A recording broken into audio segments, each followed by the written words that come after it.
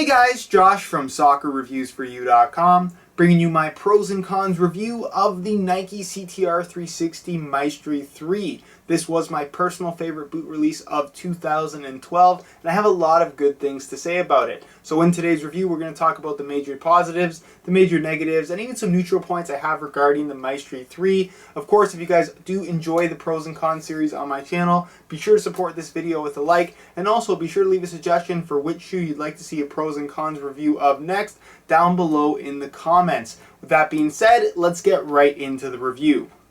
Arguably the best feature of the Maestri 3 is of course the Kanga-Lite Synthetic upper. Now I think that this is one of those shoes that it's a fantastic alternative for anybody who is either one, looking to try something more leather-like, but at the same time doesn't necessarily want to have to deal with the maintenance of a natural leather soccer shoe, or two, has always worn leather soccer shoes and wants to try out something a little bit more modern. I think that the Maestri 3 is a great option in both of those situations. Kanga-Lite Synthetic is a synthetic material designed by Nike to mimic the natural feel of kangaroo leather, and it does that extremely well. I think that this is one of those shoes that once you try it out, you'll actually be surprised that this is a synthetic material. And what's great about that is it maintains a lot of benefits from a synthetic that you wouldn't necessarily get from a natural material. It's more lightweight, it maintains its shape a lot better, it dries more quickly, and of course doesn't require any kind of maintenance such as leather cream and frequent cleaning. It's always going to feel the same with no extra maintenance. What's also great about the top-end Maestri 3 model is it is equipped with ACC all conditions control, which essentially acts as a wet control element for the shoe itself, allowing for slightly better friction between your foot and the ball in wet weather playing conditions.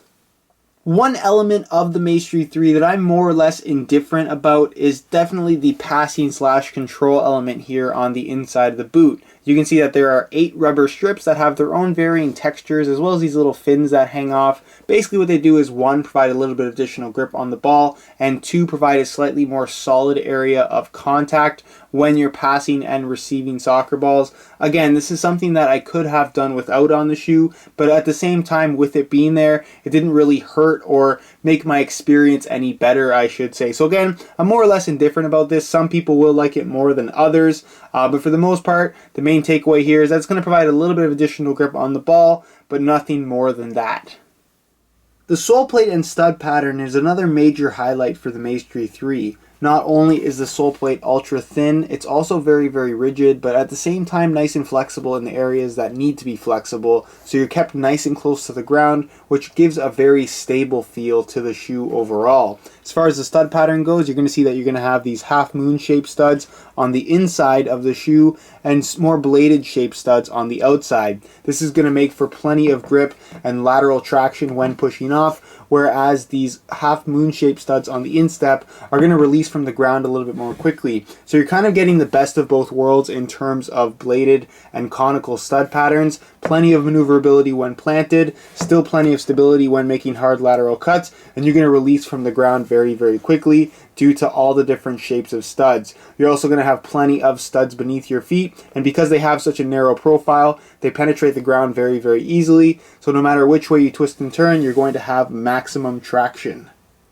My one significant complaint when it comes to the Maestri 3 would probably be the insole. It's fully removable, the liner on top feels great, I like the added texturing in the forefoot, and the foam for the most part does its job. The one point that I feel like it lacks is in the heel. To me it's a little bit thin. I'm not sure why they didn't include the pour-on inserts like we saw on the Laser 4, like we saw on the Legend 4, like we saw on the Legend 5 even. I think it really would have helped the overall comfort of the shoe. And again, this is not to say that the Maestri 3 is an uncomfortable boot. I just would have liked to see a slightly heftier insole, just provide a little bit of additional underfoot cushioning, which I think would have helped to go with that ultra thin low profile sole plate that they featured on the Maestri 3.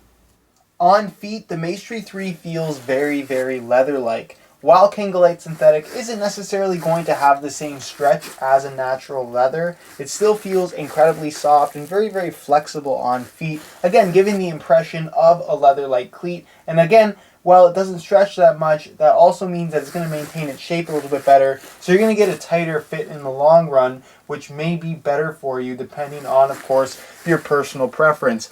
I don't necessarily like my shoes to fit too sloppy, so the Maestri 3 to me feels absolutely great once broken in. Another weird thing about the Maestri 3 is of course the lacing system that runs through the instep as opposed to down the middle or down the outside of the boot. This worries a lot of people, but to me, it makes for a tremendous fit. It really does secure your foot in place inside of the shoe. It's also very, very comfortable, and it leaves you with a very clean area to make contact with the ball in the forefoot as well as on the outside of the foot, which feels absolutely great when it comes to touches. In terms of sizing, they don't run true to size. They run about a half size small, so instead of wearing my usual size 9 US, I bumped up to a 9.5, and the fit and the length is absolutely perfect. So if you are looking to order a pair of these for yourself, I would strongly recommend going a half size up. Generally speaking, leather shoes tend to weigh more than synthetic boots, but what's great about the Maestri 3 is that you get to maintain the benefits of a synthetic, the lightweight feel of a synthetic, while also maintaining the leather-like feel of the Kanga-Lite Synthetic upper. So I'm going to throw this on the scale for you guys in real time. Keep in mind that this is a brand new pair in a size 9.5 US, and you can see that they weigh in at 8.4 ounces, which is very lightweight for a shoe that feels very solid on feet, does not lack protection in any way, shape, or form, is very, very comfortable, and at the same time provides a very leather-like touch on the ball. So again, if you're looking for a great alternative to perhaps a leather shoe that's going to be even a little bit lighter, the Maestri 3 is definitely something to look at. Alright guys, that's it for my pros and cons review of the CTR360 Maestri 3 from Nike. If you guys are interested in any extra performance information on the shoe at all, be sure to check out the full written review on my website, soccerreviewsforyou.com. You can find a direct link to the review page down below in the description. Also, I'll leave an annotation on screen to my free kick / playtest video I have of the Maestri 3, which will also give you some additional information on the overall performance. If you guys are interested in purchasing a pair of these for yourself, again, be sure to check out the review page linked down below in the description. You're going to find buy it now links with all the latest and greatest prices, along with exclusive SR4U coupon codes to get yourself some additional discounts if you are interested in ordering a pair of these for yourself. If you have any questions regarding this shoe or any suggestions, feel free to leave a comment down below. If you enjoyed today's video, be sure to support it with a like. Subscribe if you haven't already for daily videos on all the latest soccer gear. You can find all of my social media information also linked down below in the description. And other than that, guys, hope you enjoyed today's video. And as always, thanks for watching.